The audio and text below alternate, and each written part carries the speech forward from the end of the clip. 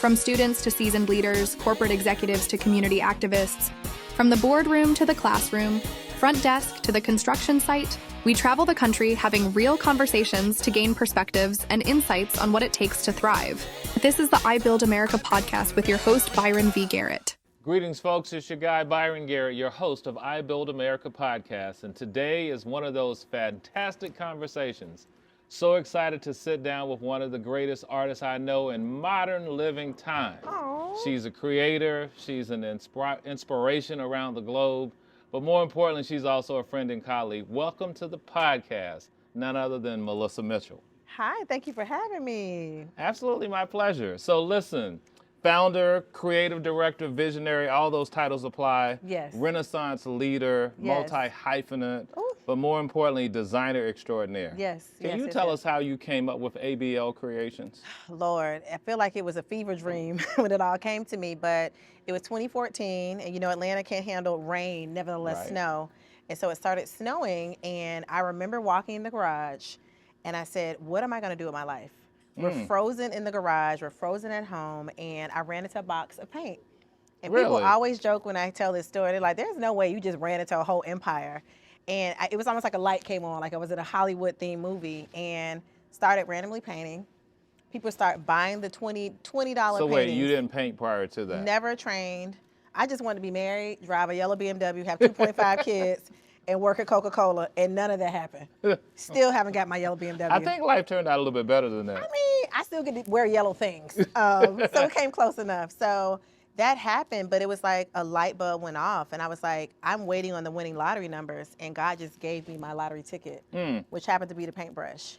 And so fast forward a few months later, I decided to cut my hair, but I kept getting called to hang out, but my hair was in conditioner. I said, what am I gonna do with my hair when it's time to go out? So I came up with the genius idea to turn my paintings into head wraps. Really? And I think that was when I realized that I am not just an artist, I'm a creator. That's right. And I began to make shirts. And I it's made wearable art. It became wearable art. And the other thing is, people don't really like to buy art. They like to look at it, they'll take selfies with it, they'll come up close to it. Want to touch it. They want to touch it. We saw that happen already. And then I said, you know what?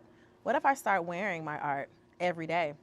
And people will ask, where did you get that from? How can I get it? And now it's you can get it from my website. And so now it's a full circle experience. I'm not just a painter, I'm a designer, I'm a creative director, and I'm a curator of the things that are beautiful. And so I think founding Abeille Creations is like I almost give it like a second birthday. Yeah. Because I became a new person when I started doing it. And so when we think about that, I mean, we can talk about the brands from SHEIN to Microsoft to SPANX. We're sitting in Bloomingdale's at your own art installation. This is not just a pop-up, but actual installation. How does that come about? Like, how do you go from stumbling upon paint in a garage to now you're creating this multinational empire where people around the world are seeing your works? You know what it is? I don't have a secret formula. I think it's authenticity. I think people are craving brands that are actually being themselves without having to morph into someone else. And so when the SHEIN opportunity came, I was already sketching. When Microsoft called, I was already in need of new tools. When Bloomingdale's called, I had a house full of art. And so I was always prepared. I was always eager, and I was always honest. You all catch that? Always prepared, always eager, and always honest. Yes, those three things work. And so with me being that kind of creative, I gave a human experience, right? And I think when you have relationships with people behind the scenes, they're like, I want to see this girl win. That's right. If I'm in a position to help someone win, I want to make her win. And so I think I'm just a good people connector, and I just so happen to be an artist. And I get it honest with my parents. My mom had a 20-30 career in human resources. My dad was a pastor. So my whole life has been about serving and being around people.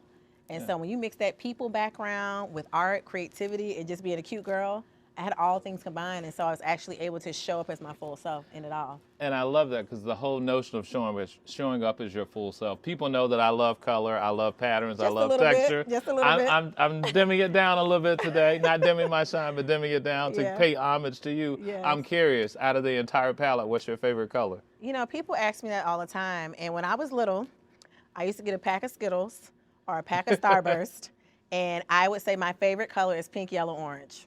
Pink, yellow, orange. And I used to mash all my Starbursts together and eat them as one big ball. My mom said, you can't do that. I was like, well, there's no rule to say you couldn't. She said, well, there isn't. So my favorite color is pink, yellow, orange. So we should add rule breaker to your long Yes, list of my accomplishments? favorite color is pink, yellow, orange. All three wrapped into one. I think you should try to coin that in some way, and you should I create that particular color. And that we should can be go a around candy, a color. Look, we always think about marketing, so yeah, I should. So we're going to have a new candy that comes out in 2026? Pink, yellow, orange. You heard it here live. From ABL? ABL, pink, yellow, orange. We're breaking new news here on iBuild America podcast. Yes, so one of the things we like to talk about on the show and what we ask people is, given your role in life and all that you've done and things you're doing, how do you build America from where you sit in what you do as an artist, designer, and creator? You know, most people that do first and the most people that break barriers, they don't even know they're doing it. They're doing it. And so as I was sitting here, I had my back turned and I saw a group of African-American women. They were like, wow, she really is showing up. She really is herself. That's and right. I turned around and I said, well, I'm the artist. She said, oh my God, I am so sorry. I said, no, don't be sorry. And they got so emotional. They said, we've never seen a woman show up this loud and this bold. It's literally changing the way that I see my own career. And this is day one. This is day one of a gallery. I'm going to have about 100 of these days. And it made me emotional because me showing up as myself, it literally is a key to say, hey, I'm going to unlock something in you to do the same thing. So when you say I'm Build America, if you build a Black woman, you're doing it all. You're building. You're a building block. You're creating and doing. And so it was just an awe-inspiring experience to know that little Black girls can look at the hang tag on a bag and say, oh, she looks like me. You can have an older artist, Black woman, white woman, any walk of life, and say, if she can do it, so can I. I can show up in a boardroom in a head wrap and be respected as if I have on a crown. And so now I get to be everything that people thought they couldn't be and show them that it's possible. So how does it feel to be the person that shines the light in ways that typically would be dark for others and people don't think there is no way? Because I'm sure we look at the success, we look at we're in this major department store. It's always been easy, right? You have had no sleepless nights. You just wake up and I've had a silver spoon in my mouth my whole life. You know, funny story, my dad passed away in 2010, and it's always an emotional story. He died on the phone with me. I heard them revive him, and I only remember his death because the room was white. When they brought us to the hospital, they revived him. They said, we'll bring him back. We'll see what we can do. And they said, well, you need to call everybody you know. And so by the time we got there, they had already called it, and all I remember are white walls. And I said, if I'm going to keep living, I've got to show up in color. And that was my aha moment. Wait a minute. This is your camera. You got to say that one more time. If I'm going to keep living. If I'm going to keep living, I must show up in color. And I made a vow to my dad on his deathbed that I would show up as my full self every day that I'm given an opportunity to live. And it makes me emotional because people see me and immediately smile. And I could be having the worst day, but if I put on this ABL, I have no choice but to speak to everyone, to show up, and it's giving me a new lease on life. Like, I have a painting in my house that says, this is the house that art built. Right. And it reminds me that everything that it took to get to this place, God gave it to me. Yeah. So God gave me this art. It allowed me to show up, and now I am this colorful entity, but to know that God gave me a second chance through color, I owe that to the world to give it to every day. It's interesting you said it because I often tell people the very first book I wrote back in college called The ABCs of Life, I tell people when they come visit my house, like, this is the house that the ABCs of Life built. And people are like, what are you talking about? I'm like, my book. They were like, I'm like, this book keep on giving. Listen, because it's a gift that's bestowed upon you, but you also have to be a good steward of that and making wise decisions. So I talked about jokingly saying it's not always easy. No, it's not. How difficult has it been at times? Like, what do people don't know, like behind the scenes? Like I saw you unload your own stuff. Like, people assumed, didn't a whole team of 20 pull this together? No, they did not. Even this week, it's difficult. So I'm an oldest child. I'm also a Taurus. I don't feel bad for you because I'm the youngest child. So we know the youngest is the favorite. So I understand your plight. So naturally, in my blood is I'll figure it out, right? But when you're a business owner and a leader and a visionary, it gets tiring, right? So this week I probably had collectively 10 hours of sleep, and we're on Thursday? Wow.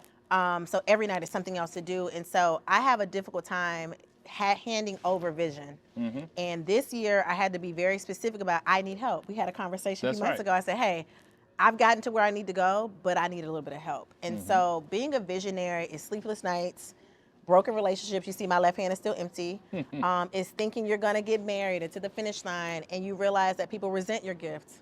You realize that maybe you weren't supposed to have children yet. So it's like, it's coming to grips with mourning the life that you thought you would have, but also celebrating the life that God has given you.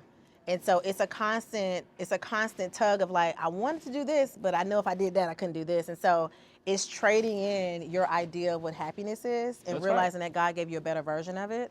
And it takes a lot of mental compromise, and this is every day. Mental compromise. That's so like Sunday, we have the opening game with the Falcons. Go ahead, keep going. Sunday, we have the opening game with the Falcons. I got people coming in town. We're having a good time. We're doing all these things. And I have a gallery at Bloomingdale's, right? And people are like, well, you going to the game? I'm like, I have a gallery. like this is the game. Right. I said, so I'm having to say, is it worth me walking away for 5 hours to enjoy life? Or should I stay here every day? So I think for me, it's constantly toying between make memories, make money, or go home and go take a nap, right? And I just did a post about napping, about the importance of your body will tell you to take a break, so don't break, right? So it's really being sensitive to what you need as an artist, as an entrepreneur, as a woman, as a man. It's like I'm constantly trying to listen, not only for creative downloads, but God nudges telling me to say, you need to sit down. You need to take a break. And so it's interesting you said I often tell people that when I need to go to sleep, I'm going to sleep because my body going to tell me you don't have a choice. You will hit a wall. Now, my job, though, is to ensure that I don't hit the wall. Exactly. That I don't run out of fuel and I'm operating on fumes. But I've got to stay at a space and place that I can exceed the expectation because you don't know when Bloomingdale's is going to call, when Microsoft is going to call. Because they call. When Adidas is going to call. Because we're waiting on that call. But 2025 has been, it's one of those things, I don't know what I'm gonna call this year till like December 31st. That's right. Because it's been a year. It has been a lot of yeses in the wrong direction. Like, yes, we'll call you next year. Yes, our budget is cut. Yes, we're not looking for anyone like you. And so it was like these creative yeses that felt like the world was closing. And so I looked at it as I still need to keep creating, because every yes that was not the one that I wanted turned into opportunities like this where I could put my whole self into it. And so it's one of those things with love who you with. Love who calls you back. Well, it's interesting because I want people to catch this. You kept saying various types of yeses. Yep, you didn't use the term no. I did not. Is that intentional, and Very why so? intentional, because it was a yes to something else. That's right. Because just because I didn't say yes to a large retailer didn't mean that another yes wasn't coming, and it did. Right. So when I turned my back on something that I thought was not a good fit, I was really being prepared for the yes that I'm sitting in now. So I really look at opportunities to change and to grow as another yes. I love that. It's another open door. And as we think about yeses, because you do say yes in the right way at the right time, and I'm a firm believer of that, I find it fascinating. We've got bags, we've got head wraps, we've got art. And today you said yes, apparently to furniture, because I think we sitting, I'm not sitting on you, but I'm sitting on you. Yes. How does that come about? It's a preparation. So I laugh because when I tell this story, people just don't believe. I had just come from Bloomingdale's. This is going to be part of my actual bio. I was coming from Bloomingdale's. We had an installation in February for Black History Month, but I had some curtains in the car. So I went to drop off some inventory to my other store, which is Motor 404, and I had on a pair of my leggings, you know, being my jazzy ABL self. Yeah. And a young man comes in. He ends up being a designer. I said, oh, I love your work. He's like, I love your work. He said, it would be great on furniture. I was like, yeah. Who makes furniture in Atlanta? He said, well, actually, I am one of the buyers and creative directors for Jack's Beanbags, and it's manufactured in Atlanta. I was like, yeah, right. He was like, no, I think your stuff would be dope on a beanbag. I said, well, I got some curtains in the car. What's up? And he laughs, and I give them to him, and he says, I can make you a pattern from this, because he also sews. In 2 days, he makes me a pattern. He drags it back to the store. We meet up at the store. I said, you did not just turn these curtains into a chair. He was like, not only can I do this, meet me in 2 more days at our warehouse, and I show you how the real sausage is made. We show the beanbag to the CEO and the founder. He shows it to his people. They show it to the team. 3 more days, I sign a deal that they've never done before. We didn't even know how to put the legal. Sounds like it was a week. We didn't even know how to put the legal jargon together. He's like, we just know we want you here. What number you need? Wow. So within a week, I signed a contract with them. We're licensing out 5 patterns, probably more. Not only do we have adult furniture, we have a kids line. Oh, that's dope. That will be featured at Rooms to Go. You heard it here first in the next week or 2. But it's just amazing what being prepared. And Rooms to Go is a major retailer. Major. And it's like when these wins come, I'm so overwhelmed and so grateful that I'm so busy in it. Right. And I was like, wait a minute. Last night I went through my own bio and I just had to put on worship music. because it's so unfathomable to believe that a accidental bump into a box turned into an empire like this 11 years later. Or running into a person on one day and you're talking about you both are designers to let me turn it into a beanbag, and now you've got a line of furniture. I mean, we're sitting on it. Right. And we're in Bloomingdale's, like in a major Bloomingdale's, retailer. right? Like the reality of that coming true. Yeah. Somebody else would say this has got to be crazy. Yeah. But the yeah. reality, what would you say has been your biggest secret to success? I don't know. I talk about authenticity, but I have a lot of faith. And I think my faith is really all that I have, because this year has been very, very stressful. As a financial guru, I thought, I've had to stretch what I've been given. And I tell the story of Elisha in the Bible with the widow. Come on now. And she was about to die. She was like, don't come up here asking for no food. We don't have no food. We can't do nothing for you. And he said, just make me a cake. She was like, he was like, I don't have what? I don't have no money. I don't have no oil. He was like, just go get the pots. Just get the pots and make me a cake. And so she made the cake. She was obedient. And she realized that everything was in her house is what sustained her. That's right. So in my house in 2025, I had over 30 blank canvases in my house. But I'm complaining about not getting the deal. So instead of having anything. So instead of complaining, I started painting. And so when Bloomingdale's called, I had over 15 pieces to choose from. When Motor 404 called, I was able to put 25 pieces up. So instead of saying, when is my phone going to ring, I waited for the right ring, and I was ready. And so a lot of my fellow entrepreneurs are, it's a tough time just in every genre. It is. But if we focus on the 2 or 3 things that we have been given, whether it's a good marriage, whether it's great children, whether it's the ability to do the things that we do, God will amplify what we've been given. So what's on the horizon? I mean, like, what's next? Because it's like, this is where we sit right now. But Well, I mean, what? Uh-oh. Well, if I had a drum, I'd be beating it. My next goal is an airplane. Really? Yeah. Okay. Yeah, my next goal just is remember me and the team. We want to come shoot the first segment as we're Yes. flying As on we head ABL Air. As we head to the Bahamas, possibly. Sounds Humble good to me. brag. Yeah, I want to design the uniforms. I want to be on the wings. I want to be on the cups of that particular flight. I can see it vividly. Like, I can smell the plug-in on the plane. I could just feel the atmosphere. But I moved my house purposely to be by the airport because I wanted to know that my dreams are beyond the limits of the sky. I love like, that. as far as you can take them. And so as I was watching planes come in and out, I said, oh, I want a plane. And so for the past 9 years, I've been envisioning ABL in the sky over my house. Like, literally, if you come to my house today, planes come within every 5 to 10 minutes. And I said, I'm going to have me a plane. And so I shot my shot with an airline the last 3 weeks, and they emailed me back. And so we're in talks to do a project by the end of the year. Really? Yes. Oh, my. Yep. Sitting here like a true dream maker, not a dream buster, literally turning dreams into reality. Yeah. I could also see, a yacht, cruise ship, something like that. Transportation. One of my favorite artists is a gentleman by the name of Peter Max. He's world-renowned, right? Peter. And Peter had designed one of the Norwegian ships. Next. When I look at your skill set and talent, I think it far exceeds that because you're doing furniture, you're doing traditional art, you're doing wearable art, and we know that you've done a host of murals. So what is it? I don't know that there's anything you can accomplish via art. I think when you put yourself outside of the traditional definition of artist, you're a creator. So whether it's making a baby, whether it's making a great relationship. That's right. Whether it's making my award-winning cakes during the holidays, whether it's... Say what now? Oh yeah, I do bake also. Y'all don't even know that side of me. Like, I want somebody to sit me down. That's not in the bio. I'm missing to know. Award-winning cakes? Oh yeah, my cakes are like... What type of cake? Like, you're talking about... I'm sorry, I gotta digress. You're talking about sour cream pound cake. You're talking about red velvet. You're talking about German chocolate. We're talking about lemon. Carrot cake? We can do carrot. Okay. Yeah, because there ain't nothing but a little coconut mixed in there. I mean, I could do it all. So again, I think that when you take the cap off, you can do anything. And if I don't know how to do it, I'll learn it, right? If that's what I want to do. So people are like, can you do this? I said, just give me between ChatGPT and Google, I don't want to hear nothing about what you can't do. Right. The sky, we're in the most... Because while you're not doing it, somebody else is. We're in the most enterprising time that to have an excuse is to literally be it's suicide for me. Yeah. It's like, why would I kill my spirit when I could spend time? So every call I didn't get, I was learning how to do something new. I know that. I'm learning how to make an app. I'm learning how, I've written 4 books. We talked about books. And we didn't even talk about my children's side. That's right. Because as I dip into children's furniture, we're talking about clothes. That's right. We're talking about dolls. Be school. We're talking about nationwide. preschools outfit. We're talking about school buses. So the way that art can transform every part of life, the sky's not the limit.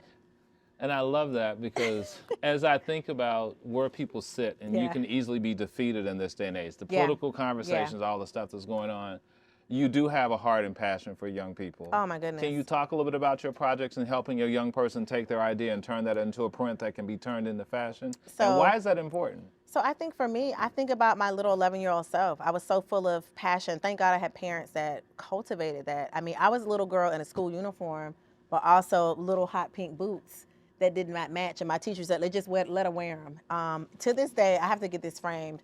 My preschool progress report said she loves to talk a lot, she loves to color, and she doesn't take naps. So while y'all are asleep, I'm sitting up trying to figure out what the grown-ups are doing. And to this day, I'm always like, what everybody doing? I think my inquisitiveness is what keeps me hungry and thirsty. It makes me relatable even to children. We were sitting here earlier and some little kids were sitting here. That's right. And a little girl, she wasn't a talker yet, but she was pointing at the rug.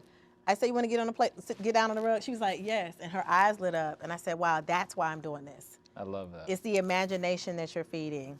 It's pouring into the next generation. It's seeing the little Melissa Mitchells of the world who people don't understand why she just won't wear her uniform like everybody else and say, hey, in 20 years, it's going to pay off. I bet you if you stay the course that you're not wearing a uniform, it's going to pay off. And so it's showing people what are possible with what your dreams are. I didn't have a Melissa to look up to. Right. I didn't have a Melissa to Google and say, there's a black girl in Bloomingdale's right now, and Mom, can you take me there after school? And so there's a friend of mine, Kenya. She has a summer camp that we're trying to get funding for. And they take little girls that want to be designers for 6 weeks. They teach them how to sew, how to make patterns. And I come in and teach them how to make their own design. So they make their own pattern, and then we make them their own fabric. So they create a collection out of their own fabric for the summer and then put on a fashion show. I love that. And then during the school year, they get to wear their clothes. It comes full circle. So you heard it right here. One of the best creators I know, Melissa Mitchell, sitting down with iBuild America podcast. And I will just tell you, thank you for all that you continue to do. You're an inspiration not only to me, but so many, but more importantly to those who may never even see you in person or meet you. The light continues to glow and shine. So thank you for sitting down with us today and sharing your story. Thank you for having me. And ladies and gentlemen, this is another episode of iBuild America with your host, Byron Garrett.